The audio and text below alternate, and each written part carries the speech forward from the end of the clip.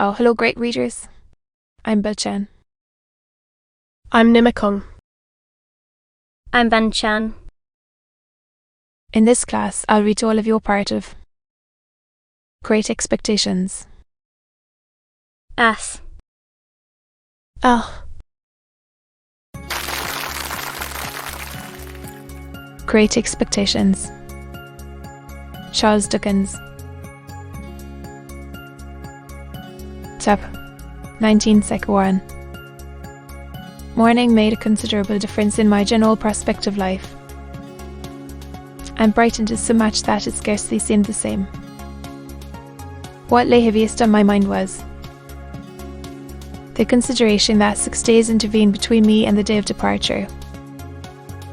In the meanwhile, and that, when I got there, it would be either greatly deteriorated or clean gum. Joe and Biddy were very sympathetic and pleasant when I spoke of our approaching separation, but they only referred to it when I did. After breakfast, Joe brought out my indentures from the press in the best parlour, and we put them in the fire, and I felt that I was free, with all the novelty of my emancipation on me. I went to church with Joe. Kingdom of Heaven. If he had known all. After our early dinner, I strolled out alone, purposing to finish off the marshes at once and get them done with. As I passed the church, the poor creatures who were destined to go there, Sunday after Sunday, all their lives through, and lie obscurely at last among the low-green mounds.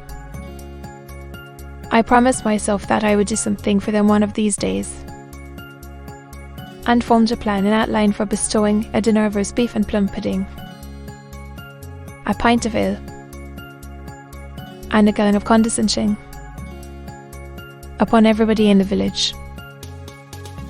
If I had often thought before, with something allied to shame, of my companionship with the fugitive whom I had once seen limping among those graves. What were my thoughts on this Sunday, when the place recalled the wretch, ragged and shivering, with his felon iron and badge?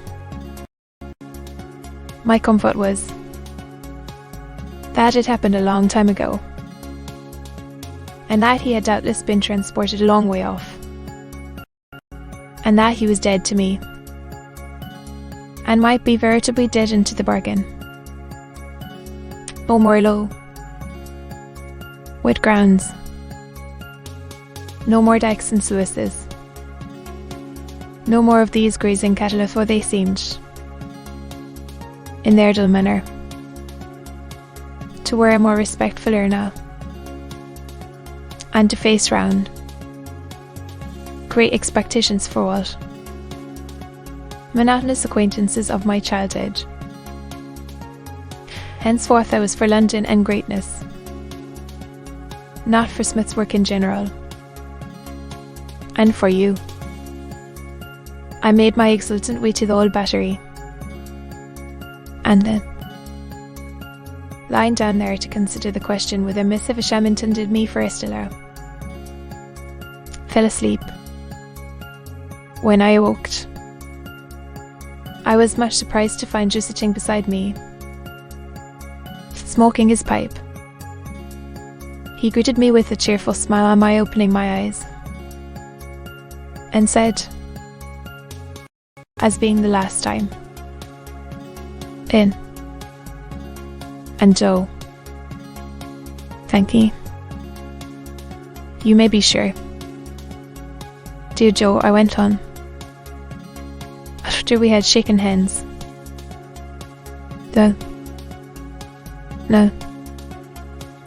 Well, said Joe, in a comfortable tone.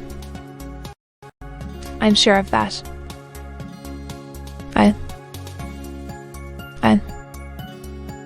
Old chap. Bless you. It were only necessary to get it wo round in a man's mind, to be certain on it. But it took a bit of time to get it wo round. The change come so uncommon plump. Somehow, I was not best pleased with Joe's being so mightily secure of me. I should have liked him to have betrayed emotion, or to have said, "It does you credit." Or something of that sort. Therefore, I made no remark on Joe's first head, merely saying as to the second, that the tidings had indeed come suddenly, but that I had always wanted to be a gentleman, and had often and often speculated on what I would do if I were one. "Have you though?" said Joe. "It's a pity now, Joe," said I, "that you did not get on a little more when we had our lessons here." "Well, I don't know," returned Joe. "I'm so awful dull. I'm only master of my own trade. It were always a pity as I was so awful dull. But it's no more of a pity now. What I had meant was that when I came into my property and was able to do something for Joe, rise in station, he was so perfectly innocent of my meaning. However, that I thought I would mention it a bit of preference. So, when we had walked home and had had tea, I took Biddy into our little garden by the side of the lane, and then, after throwing out in a general way for the elevation of her spirits, that I should never forget her, said I had a favour to ask of her. "And it is, Biddy," said I, "that you will not omit any opportunity of helping Joe on." "How helping him on?" asked Biddy, with a steady sort of glance. "Well, Joe is a dear good fellow, in fact. Some things. For instance, Biddy." Although I was looking at Biddy as I spoke, and although she opened her eyes very wide when I had spoken, she did not look at me. "Well, his manners." "What does manners do then?" asked Biddy, plucking a blackcurrant leaf.